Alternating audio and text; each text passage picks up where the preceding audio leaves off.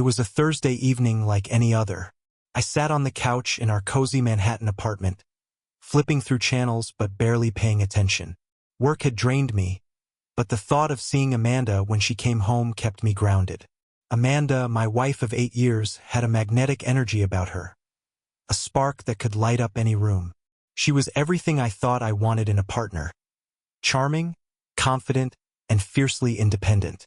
But that night something felt off. "Hey, babe," she said, leaning over the back of the couch to kiss me on the cheek. Her perfume lingered, a mix of citrus and jasmine that always made my head spin. "I'm heading out tonight. Just a little get-together with some friends from work. Nothing big." I looked up at her, noticing the way her eyes flicked away from mine for just a second too long. "Do I know them?" I asked casually.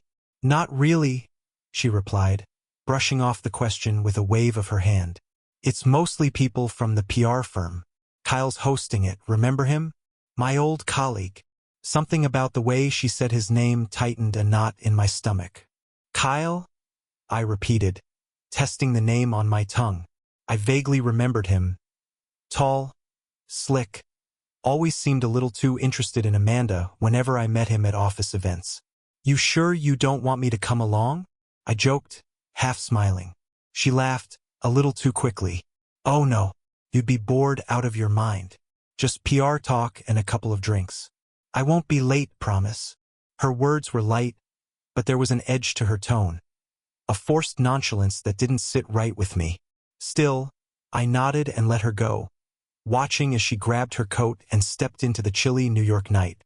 As the door closed behind her, I told myself I was overthinking things. Amanda had never given me a reason not to trust her. But as the hours passed and the silence in the apartment grew heavier, a nagging voice in the back of my mind refused to quiet down. Around 10 p.m., my phone buzzed. It was a text from Nate, one of my closest friends and a colleague at my law firm. "Hey man, isn't Amanda supposed to be at that party Kyle's throwing? Just saw her here. Thought you might be here too." My heart stopped for a moment. Amanda hadn't mentioned it was at Kyle's apartment. Why would she leave that detail out? My fingers hovered over the screen as I tried to formulate a response. "Yeah, she's there," I typed back. "Why?" Nate replied almost instantly. "No reason. Just, she doesn't exactly look married tonight." The words hit me like a punch to the gut. I stared at the message, my mind racing. What did he mean by that? Was he exaggerating? Or had I been blind to something I didn't want to see? I grabbed my jacket without thinking. I wasn't the type to snoop or act impulsively, but something deep inside told me I needed to see for myself. The apartment felt suffocating, the walls closing in as doubt crept into every corner of my mind. As I stepped outside, the cold air bit at my skin, but it didn't matter. I hailed a cab, my thoughts swirling in a chaotic storm. Was I just being paranoid? Or was this the night my life would change forever? The cab ride to Kyle's apartment felt like an eternity, even though it was only a few blocks away. My mind raced with possibilities. Maybe Nate misunderstood what he saw. Maybe Amanda was just being her friendly, outgoing self and I was overreacting. But there was a darker part of me, the part that had been quietly observing the cracks in our relationship, that whispered, "What if this is it?" When I arrived, I lingered outside for a moment, staring up at the brightly lit windows on the 5th floor. I could hear faint music and the low hum of voices filtering down into the street. My palms were sweaty despite the freezing air, and I felt my stomach churn. I almost turned back, almost convinced myself that going inside would make me look insecure or paranoid. But then I thought of Nate's words. "She doesn't exactly look married tonight." That phrase stuck to me like glue, and it was enough to push me forward. The doorman didn't bat an eye as I entered the building, and soon I was standing in front of Kyle's apartment door. I could hear laughter and clinking glasses inside. For a moment, I hesitated. What if this was all in my head? What if Amanda saw me here and thought I didn't trust her? But then I remembered the slight tremor in her voice when she told me about the party, the way she avoided my eyes. I pushed the door open and stepped inside. The scene was almost idyllic at first glance. People were scattered across the spacious living room, sipping wine and chatting in small groups. A sleek, modern kitchen gleamed in the corner, where a few people were refilling their drinks. The air smelled of expensive cologne and freshly baked hors d'oeuvres. For a moment, I felt foolish, like the jealous husband who had let his insecurities get the better of him. But then I saw her. Amanda was standing near the balcony, her back turned to me. She was laughing at something, her head tilted in that way that always made her look so effortlessly beautiful. And standing next to her, far too close, was Kyle. His hand rested casually on the small of her back, and her body language told me everything I needed to know. I froze, rooted to the spot. The world around me blurred as I focused on them. And then it happened. Kyle leaned in, and Amanda didn't pull away. Their lips met in a kiss that was far too intimate to be anything but deliberate. My heart clenched, my chest tight with a mix of anger and devastation. I felt like I was watching a nightmare unfold in slow motion, unable to look away. The sound of my footsteps must have alerted Amanda because she suddenly pulled back and turned around. Her face went pale the moment she saw me. For a few seconds, the room seemed to fall silent, though I knew that wasn't possible. All I could hear was the pounding of my own heartbeat. "Jack," she stammered, her voice barely above a whisper. "What are you doing here?" I didn't respond. I just stared at her, my expression blank, though inside I was a storm of emotions. She quickly stepped away from Kyle, who looked equally uncomfortable but said nothing. "It's not what it looks like," Amanda said, her voice trembling. She tried to reach for my arm, but I stepped back. It was just a friendly kiss. Nothing more. "A friendly kiss?" I repeated, my voice colder than I intended. "Is that what we're calling it now?" The people around us were beginning to notice the tension. Conversations quieted, and I could feel their eyes on us. Amanda looked around nervously, her cheeks flushed with embarrassment. "Jack, let's talk about this at home," she said, her tone almost pleading. "This isn't the place." "No," I said firmly, my voice rising just enough to draw even more attention. "I think this is exactly the place. Why don't you explain to everyone here how a married woman ends up kissing her friend at a party she didn't want her husband to attend?" Her eyes filled with tears, but I wasn't moved. Not this time. Kyle, to his credit, or maybe his cowardice, slipped away into the crowd, leaving Amanda to face me alone. I didn't wait for her response. I turned on my heel and walked out, ignoring her calls for me to stop.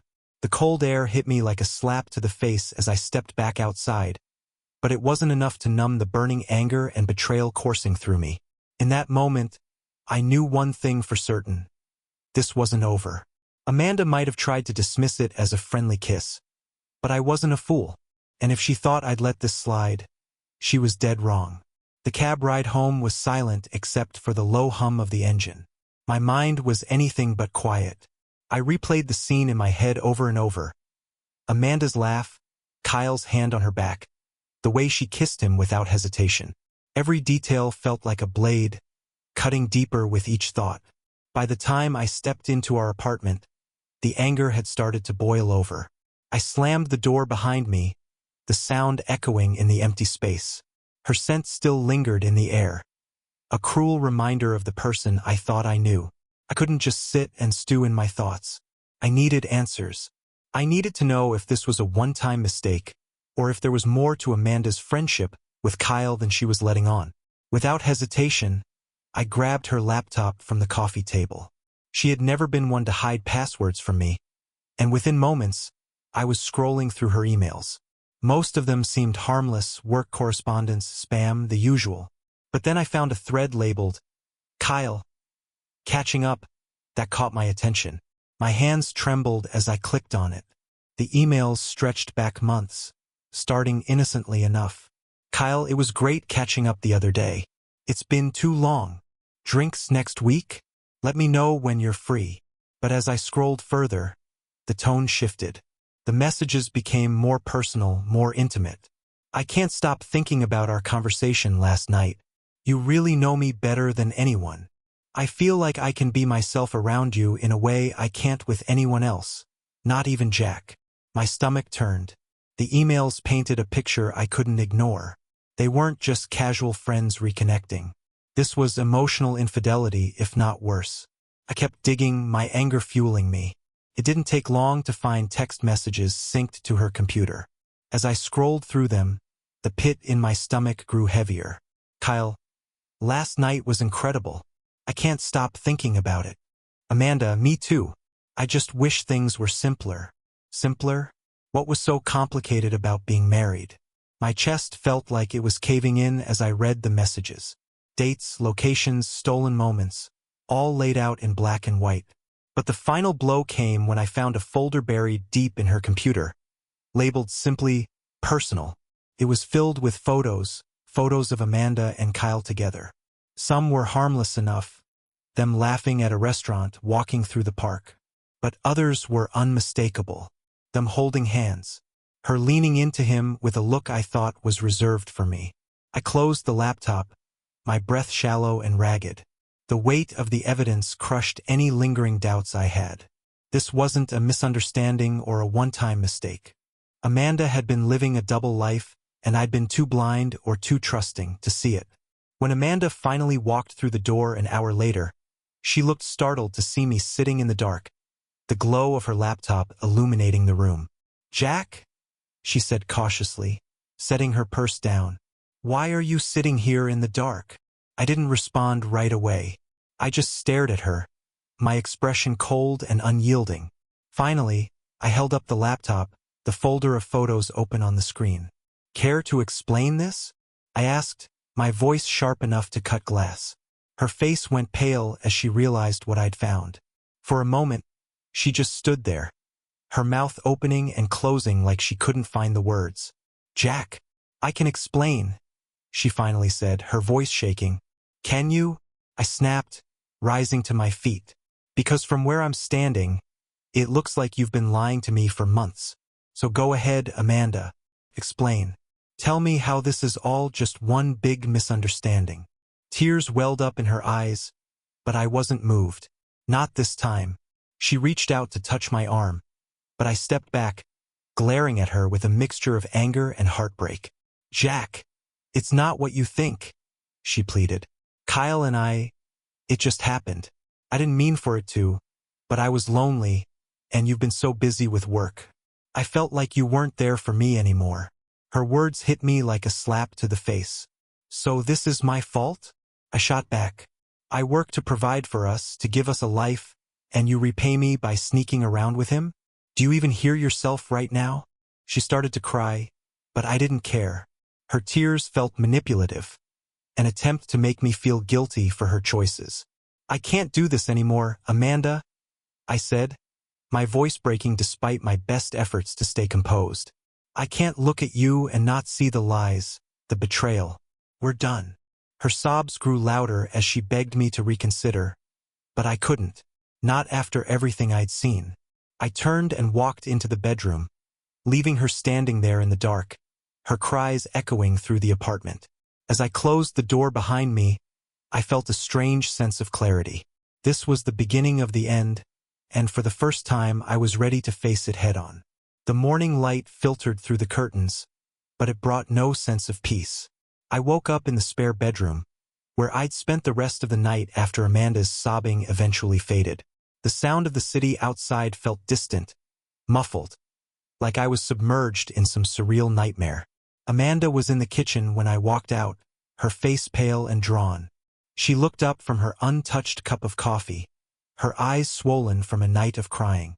For a moment, she opened her mouth to speak, but I raised a hand to stop her. "I don't want to hear it," I said flatly, walking past her to grab my keys. "Jack, please," she said softly. "We need to talk about this." "We've talked enough," I replied, my tone cold. "I have nothing more to say to you right now." I didn't wait for her response. The apartment felt suffocating, her presence like a weight pressing down on my chest. I needed space, time to think. Away from her, away from the reminders of what she had done. I spent the day walking aimlessly through the city, replaying everything in my head.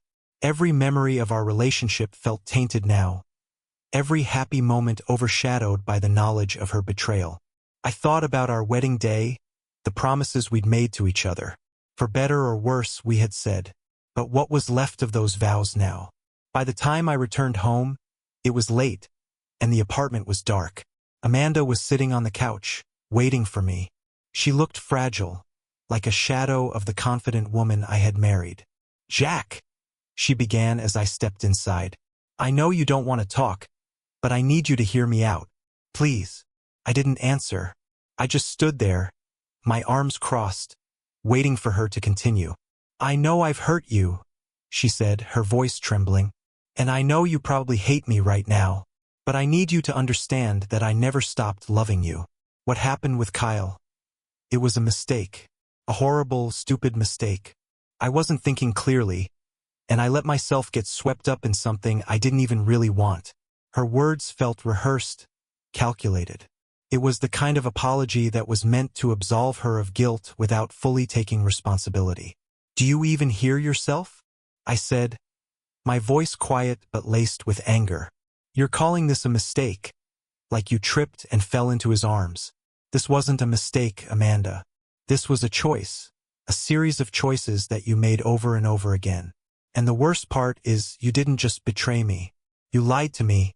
You looked me in the eye, day after day, and pretended like everything was fine. How do I forgive that?" She started crying again, but I didn't feel any sympathy this time. Her tears felt like a mask, a way to shift the narrative and make me feel like the villain for being angry. "I don't know what else to say," she sobbed. "I've told you the truth. I'm begging you to give me another chance. I'll do anything to make this right." For a moment I considered it. Despite everything, a part of me still loved her, still wanted to believe that we could fix this. But then I remembered the photos, the emails, the texts, the lies. "No, Amanda," I said, my voice firm. "You don't get to ask for another chance. You don't get to beg me to forgive you when you've spent months betraying me. This isn't something you can fix with an apology." Her face crumpled, and she buried her head in her hands. I turned away, unable to look at her any longer. That night, as she slept in the bedroom and I lay awake on the couch, I made a decision. If Amanda thought she could cry her way out of this, she was wrong. She had shattered my trust, and now it was time for me to show her the consequences of her actions. Tomorrow I would start packing her things. But I wasn't just going to throw her out and let her walk away from this unscathed. No, I wanted her to feel the weight of what she had done, to truly understand the damage she had caused. The thought was cold, calculated, and it didn't feel like me. But maybe that was the point. The man Amanda thought she knew was gone, replaced by someone who had been forged in the fire of her betrayal. And I wasn't going to let her forget it. By morning, my resolve was set. The decision to end our marriage had been made. But a simple breakup wasn't enough. Amanda needed to feel the weight of her choices, to understand the depth of the betrayal she had inflicted. I wasn't interested in revenge for the sake of cruelty. I wanted clarity, closure, and a sense of justice. When Amanda left the apartment for a yoga class later that morning, I got to work. I methodically went through the apartment, pulling together everything she owned. Clothes, shoes, makeup, books. Her life condensed into neat piles and packed into her luggage. The irony wasn't lost on me. I was organizing the chaos she had brought into our lives. But packing her things wasn't the only part of my plan. No, that was just the surface. Over the last week, I had pieced together enough of her lies to know the full extent of her double life. What I needed now was a final act. A moment that would force Amanda to face the truth in a way she couldn't avoid or sugarcoat. I started with the folder of photos and screenshots I had found on her laptop. I printed them out, each one more damning than the last. The emails, the text messages, the photos of her and Kyle. It was all there, laid out like evidence in a courtroom. I arranged them neatly on the dining table, each piece carefully positioned for maximum impact. This wasn't just for Amanda, it was for me too. A way to reclaim the power she had taken by lying to me for so long. Next, I drafted a letter. It wasn't a love letter or an angry rant. It was cold, factual, and precise. I laid out everything I had discovered, every moment she had lied, and every reason why our marriage was over. When Amanda finally walked through the door that afternoon, she froze in the entryway. Her eyes darted from the luggage by the door to the dining table, where the evidence of her betrayal was spread out like a gallery of sins. "Jack," she said slowly, her voice shaking. "What is this?" I stood there, arms crossed, watching her as she stepped closer to the table. Her face went pale as she took in the photos and messages, her breathing quick and shallow. "This," I said, gesturing to the table, "is the truth you've been hiding from me for months." She looked at me, her eyes wide with panic. "I thought we talked about this. I thought you said we could work through it." "I lied," I said simply, throwing her own words back at her. Her jaw dropped, and for a moment, she was speechless. Then she tried to backpedal, to plead. "Jack, I know I made mistakes, but please, we can fix this. We can go to therapy or take a break, whatever it takes. I'll do anything." I stepped closer to her, my expression unyielding. "Anything? Because the only thing I want from you, Amanda, is for you to pack your things and leave." She looked at the suitcases by the door, her face crumpling. "You're really doing this?" she whispered. "I didn't do this, Amanda," I said coldly. "You did. Every lie, every kiss, every message, you made this choice. And now you get to live with it." Her tears came quickly, but they didn't move me this time. She begged, pleaded, and tried to shift the blame, but I wasn't having it. I stayed calm, my voice steady, as I repeated the same message. It was over. Eventually, she gave up. She gathered her things in silence, her tears falling onto the floor like raindrops. When she finally turned to leave, she paused at the door, looking back at me one last time. "I'll never forgive myself for this," she said softly. "That's the only thing we agree on," I replied. The door closed behind her, and for the first time in weeks, the apartment felt quiet. But I wasn't done yet. There was one last part of my plan. Something to ensure Kyle wouldn't walk away from this unscathed, either. He had been just as complicit in this betrayal, and I wasn't about to let him off the hook. I grabbed my phone and began drafting a message. By the time I hit send, I knew the fallout was just beginning. The text I sent to Kyle wasn't emotional or accusatory. It was factual and sharp. I wanted to cut through any excuses or justifications before he could even think of them. "Kyle, this is Jack. I know everything. I know about the texts, the emails, the photos. I know about the affair. You might want to think about what this means for your life because Amanda's already out of mine." I stared at my phone for a few minutes after hitting send, waiting for the inevitable response. Sure enough, his reply came quickly. "Jack, man, this isn't what you think. Let's meet and talk. I can explain everything." Explain? What was there to explain? The gall of his response almost made me laugh. I typed back, "There's nothing to explain. Stay out of my life." I turned off my phone after that. I didn't need his half-baked excuses or Amanda's tearful apologies clogging up my thoughts. I had bigger plans for the day. First, I reached out to Amanda's parents. They lived a few states away, but we had always maintained a good relationship, or so I thought. The call was awkward and tense. Her mother gasped audibly when I explained what had happened, while her father stayed silent. "I thought you should know," I said, keeping my tone neutral. "Amanda's staying with Kyle now. She'll need your support, but I won't be part of this anymore." Her mother stammered, trying to make sense of it all. "Jack, are you sure?" "Amanda's never." "I'm sure," I interrupted. "I've seen the proof. I'm done." When the call ended, I felt a strange sense of satisfaction. Amanda wouldn't be able to spin the narrative with them, not this time. The next step was work. Amanda and Kyle had been clever, or so they thought, but they underestimated how easily secrets could unravel. I knew Kyle worked at the same advertising firm Amanda had joined a year ago. It didn't take long to draft an anonymous email to their HR department, attaching the most damning screenshots and photos I'd uncovered. I wasn't proud of the pettiness, but it felt necessary. They had blurred the lines between their personal and professional lives, and now they could deal with the consequences. With each action, I felt like I was reclaiming a piece of myself. It wasn't just about Amanda or Kyle. It was about breaking free from the lies and betrayal that had poisoned my life for months. Later that evening, my phone buzzed with a call from an unknown number. I almost ignored it, but something made me pick up. "Jack, it's Kyle," a voice said on the other end, shaky and strained. I didn't say anything, waiting for him to fill the silence. "Look," he continued, "I know you're angry, and you have every right to be, but this has gotten out of hand. HR called me today. They're launching an investigation, and Amanda, she's freaking out." "Good," I said simply. "Jack, please," he pleaded. "This is going to ruin us. I didn't mean for any of this to happen." "Stop," I cut him off. "You didn't mean for this to happen? You had months to stop yourself, Kyle. Months. Don't insult me by pretending this was some accident. You knew what you were doing every step of the way." There was a long pause before he spoke again, his voice barely above a whisper. "I made a mistake. I'm sorry." I laughed bitterly. "Sorry doesn't fix this. You made your bed, Kyle. Now lie in it." I hung up before he could respond. The next few days were a whirlwind of fallout.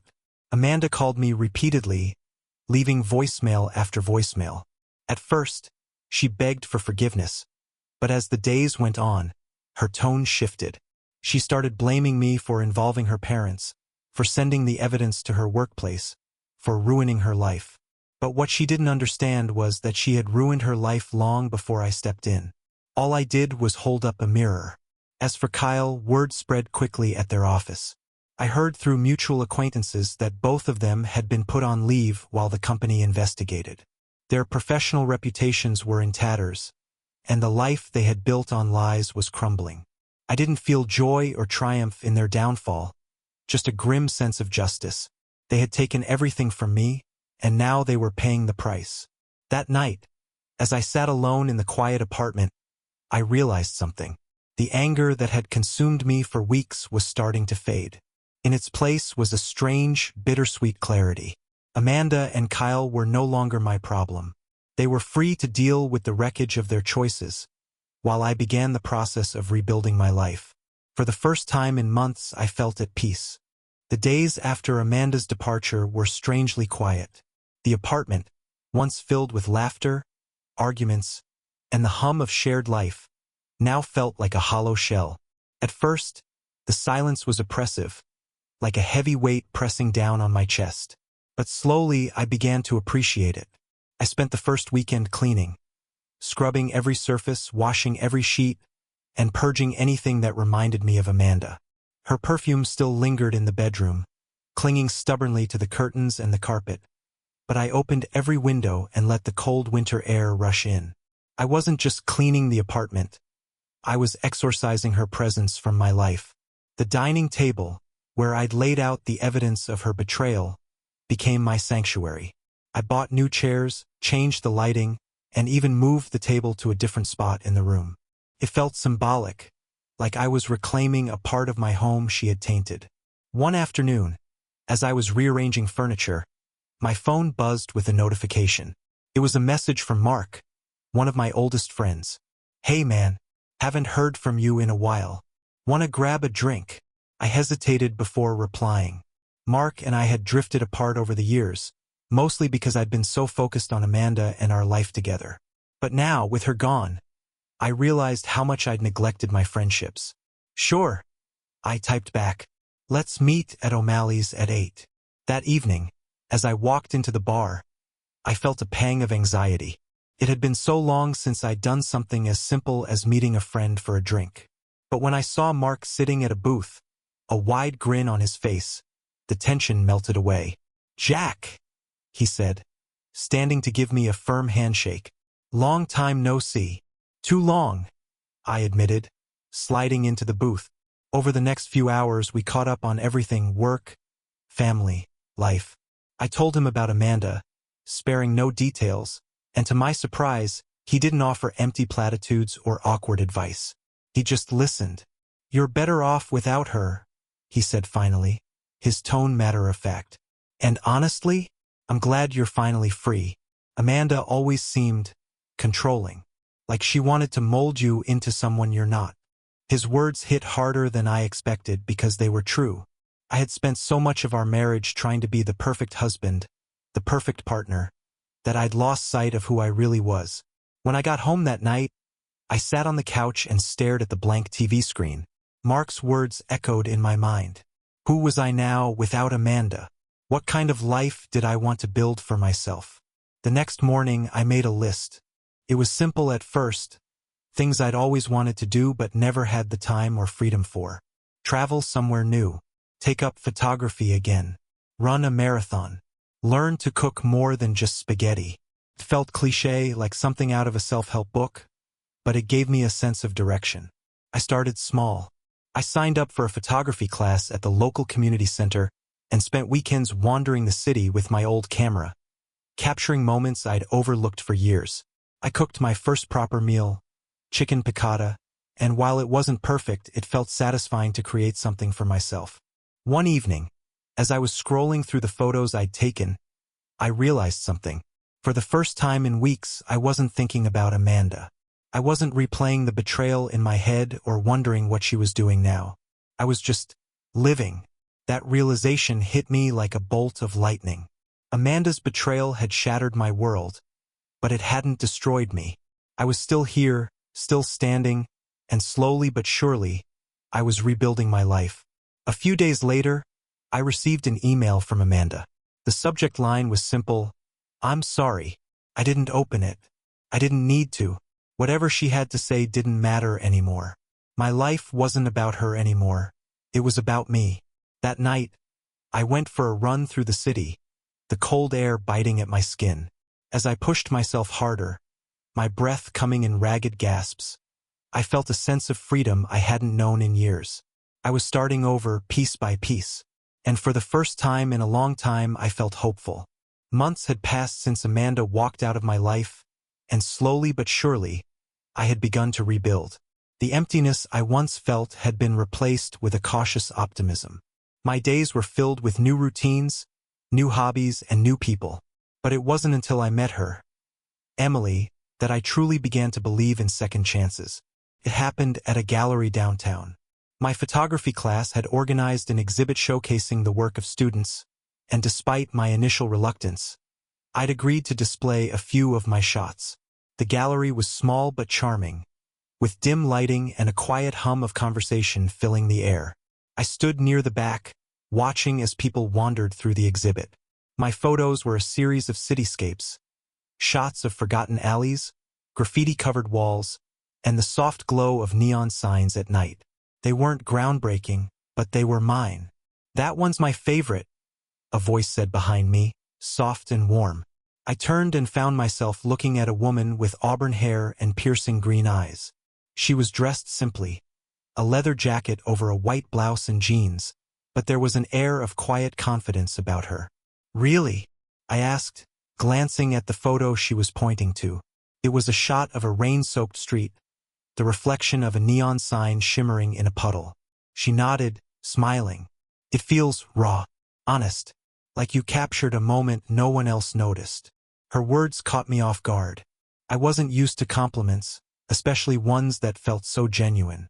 "Thanks," I said awkwardly. "I didn't think anyone would even notice it." "Well, I did," she said, her smile widening. "You have a good eye." For the next hour, we wandered through the gallery together, talking about art, life, and everything in between. Her name was Emily, and she was a graphic designer who had recently moved to the city.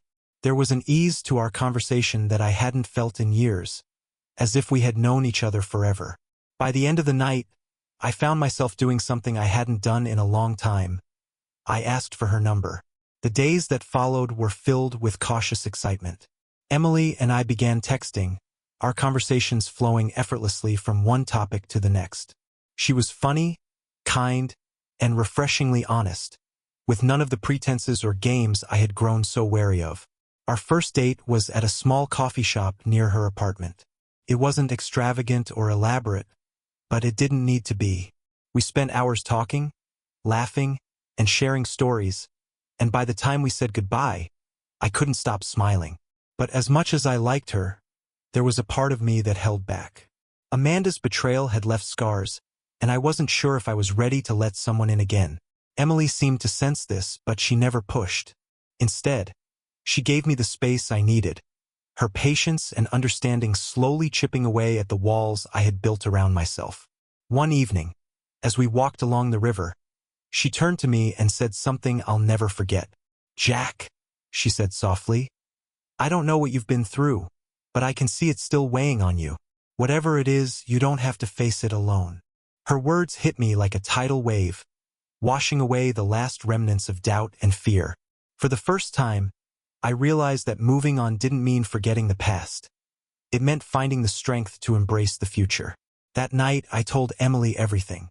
About Amanda, about Kyle, about the betrayal that had nearly broken me. She listened without interrupting, her eyes filled with empathy and understanding. When I finished, she reached out and took my hand. "You're stronger than you think, Jack," she said quietly, "and you deserve to be happy." Her words stayed with me long after we said goodnight. For so long, I had been focused on the pain and anger of the past that I had forgotten what it felt like to hope, to dream, to believe in the possibility of something better. Emily wasn't a savior or a solution to my problems. She was a reminder that life goes on, that love can be found even in the darkest of times, and that sometimes the only way to heal is to take a leap of faith. As I lay in bed that night, staring at the ceiling, I realized something. I wasn't just starting over. I was moving forward.